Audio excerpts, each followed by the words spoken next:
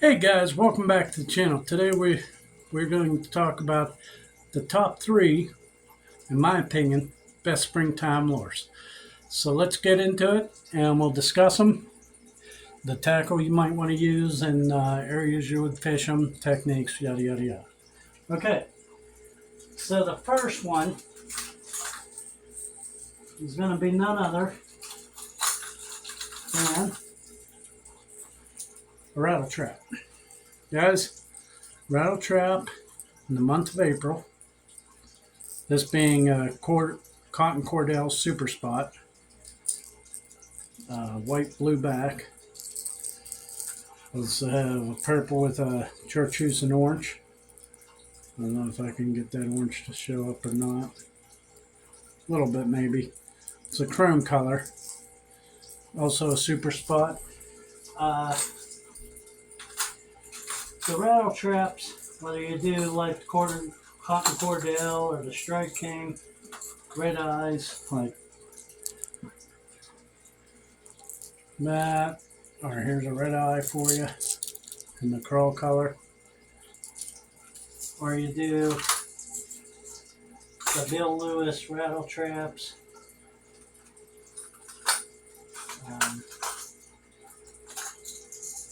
Like this guy. Excellent time of the year to use them. Guys, you're probably going to want to use 10 to 12 pound fluorocarbon. Technique, you can use this to burn. It's a power fishing technique, so you want to like a parabolic bending rod with a little bit of backbone, some backbone, because with the parabolic bending rod, because it's a treble hook bait, and they'll tend to shake them loose. So you want that rod to be more parabolic bending so you can keep them pinned. But 7-to-1 gear ratio reels, bait casting reels, what I use. You could do the yo-yo technique, which is basically cast it out, let it wobble down to the bottom, pull it up, let it wobble down to the bottom. You can burn them, and then throw a yo-yo into it. Or you can do the bottom hopping, which is basically like a jig. You'll let it go all the way to the bottom, then pop it up off the bottom, and then let it go all the way to the bottom. Areas you're going to look to fish these are, those spawning areas where those bass are starting to come in, shallow coves. You can even, if they're not up in there for whatever reason, flats where there may be like some humps or stumps. You're going to let it go down there. You're going to find those abnormal structures, whether it may be a stump or like a hump or a dip that goes down. You're going to want to work on over those because those bass will stage there before they go to spawn. And just cover water. They're an excellent lure this time of the year. They're power fishing. You cover a lot of water, catch the fish. So let's get into the second one. Second one, guys, is one of my all-time favorites, and that is none other than the chatterbait. Let me get one out of here. I prefer here in Pennsylvania. This is a micro. Let me find the max. I thought I grabbed it.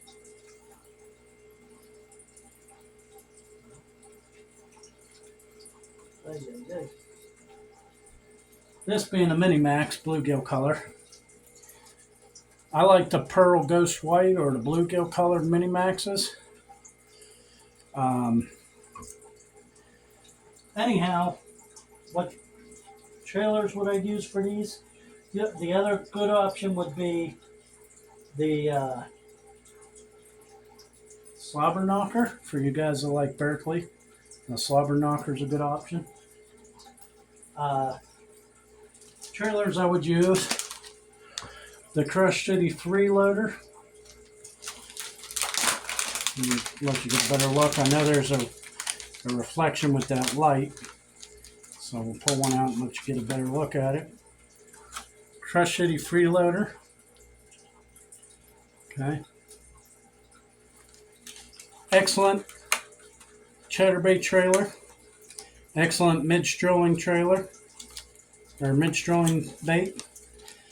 This color being the gizzard shad. I like white, I like natural, I like black and blue.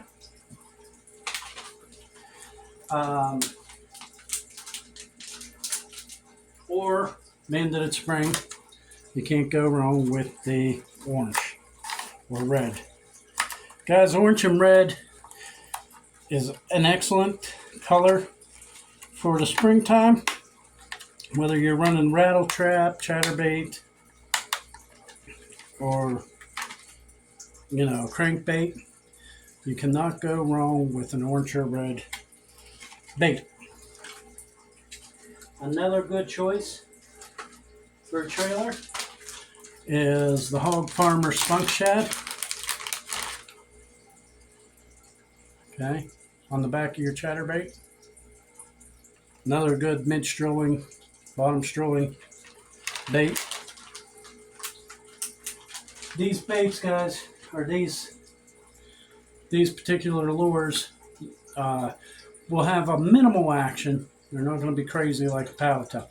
See, after the spawn, I like to use a paddle tail on the back of my chatterbaits. During the pre-spawn, spawn, post-spawn, or pre-spawn, spawning, when the water's still cold, I like a minimal action tail on the back of my chatterbaits. And then for your third one, and then we're going to throw in the bonus because I feel bad. There's so many great pre-spawn baits that you can be throwing to get big bass and numbers of bass. These are just three that I'm going to say are fairly inexpensive. You don't need a lot of special equipment. As far as chatterbaits go, you're going to want to run that on. I run mine on a 7.9 medium heavy action rod, but it's a moderate action, so it's more parabolic bending with a 7-to-1 to 1 or 7-to-5 to 1 gear ratio reel, big casting reel. 12 to 15 pound fluorocarbon, and I would run those across the flats. Maybe if you have a flat with a laydown, run those slobber knockers past that. Docks, round docks.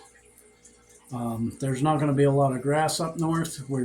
It's starting to grow, but it's not real high yet. So maybe around fresh new grass on the flats, I'll run it across the top of those.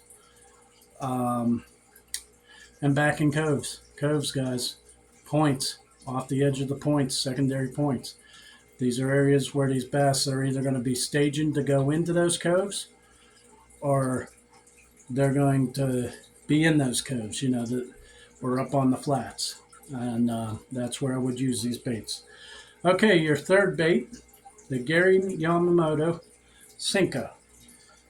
And I'm just going to wahi rig that. Okay. For you guys that never used them or not real familiar with the bait, I'm going to try to show you.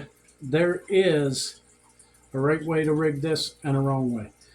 And if you can see, I'm trying to show you there, the tail here has a very slight bend. Okay. See if I can get that to show up on camera. Maybe right there. So that bend, you're going to want that to bend down. You're going to hook your hook through the plastic. Randy Block, it says about not using the rings. I've used the rings. He's right. The rings will chew the bait up and then just rips apart. If you want to conserve and make your bait last a little longer, just put the hook through. When it starts tearing a little bit, move it back. Get a little more out of your bait. But you want that bend on that worm to be facing down. And the reason for that is that'll give you more action as it goes down. And you're just going to let it go down. Where are you going to fish this? Well, guys, around docks, secondary points, up on them flats in those coves. where these bass are going to be staging to get ready for the spawn. The Senko is a finesse technique. It's not something you're going to cover a lot of water with, you know, for the guys that don't know. But you're going to cast it out, let it wobble down to the bottom, let it sit there for a minute, maybe give it a little pop so it comes up, and let it wobble down to the bottom, and then flick it up and let it go down to the bottom again. And work it back to you. Colors, green pumpkin, watermelon if you're in dirty water, black and blue. You can even use pearl. But stay natural with them. You don't have to go crazy. And another bait that I want to bring to attention, this will be a bonus, guys, is a suspending jerk bait. Whether that be the Berkley Stunner, which I also have, but I didn't bring them out, or a Rapala suspending jerk bait, or a 6th Sense suspending jerk bait. You know, there's many. Whatever your favorite is, you know, a suspending jerk bait when this water's cold, the fish are still a little lethargic, but they want to get on that pre-spawn feed up, is an excellent choice. Essentially what I'm going to tell you is you cast it out, you let it get down, you give it, you know, reel it down to about its depth, give it a twitch, wait about 15 seconds, twitch. Now remember, when you twitch, you don't want to keep a tight line, because if you keep a tight line, the bait will just go like this. If you want that jerk bait to get the most action out of it, you got to twitch and let some slack into it, so that it kind of darts and then suspends, and then darts and suspends. If you have a tight line, it'll just go, and it'll be like a straight line. You won't get as much action, and you won't get as many bites. Guys, those are the top April baits. Like I said, when it comes to rattle traps, you could use the Super Spot. It's very inexpensive, very good bait. It's been around a long time. You could use the Bill Lewis rattle trap, another bait, a little bit more expensive. And then you can get into, you know, the other bait rattle traps go up more in price.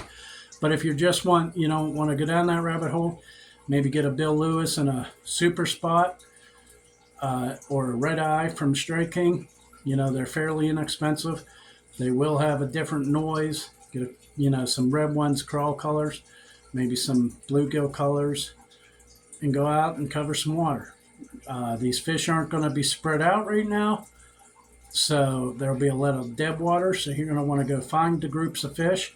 And once you find them, you should have no problem putting a bunch of them in the boat or on the bank.